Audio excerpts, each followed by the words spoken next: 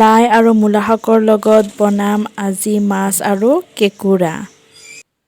আৰু এইখিনি কচুৰ লগত বনাম মাছৰ মাথাৰ লগত ধুনীয়াকৈ বনাম, বহুত টেষ্টি হয়। এতিয়া আমি কচুখিনি সৰু সৰুকৈ কাটি লৈছোঁ আৰু এয়া লাই আৰু মূলাখিনিও ধুনীয়াকৈ হাতেৰে ছিঙি লৈছোঁ। আৰু এইখিনি হৈছে কেঁকুৰা।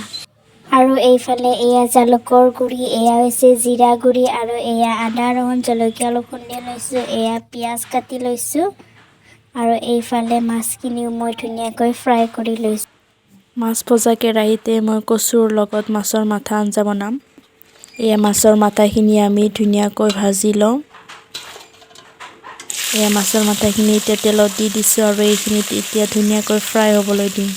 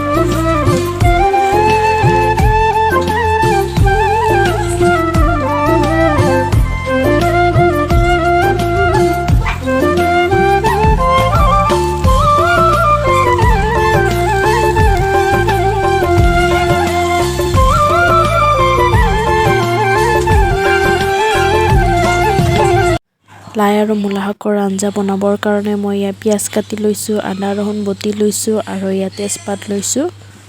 এতিয়া কেৰাহী এখন গৰম হ'বলৈ দি ইয়াতে তেল দি দিছোঁ আৰু তেজপাতখিলাও দি দিছোঁ। এয়া পিঁয়াজখিনি দি দিছোঁ। এতিয়া এইখিনি অলপ ৰঙচুৱা হ'বলৈ দি মই বেছি মছলা ব্যৱহাৰ কৰা নাই, ইয়াতে অকল আদা ৰহুন জলকীয়া এইখিনি দি দিছোঁ। বেছি মছলা ব্যৱহাৰ কৰিলেও খাবলৈ সোৱাদ নোহোৱা হয়, টেষ্টিটো নোহোৱা হৈ যায়, সেইকাৰণে মই কম মছলা ব্যৱহাৰ কৰিছোঁ।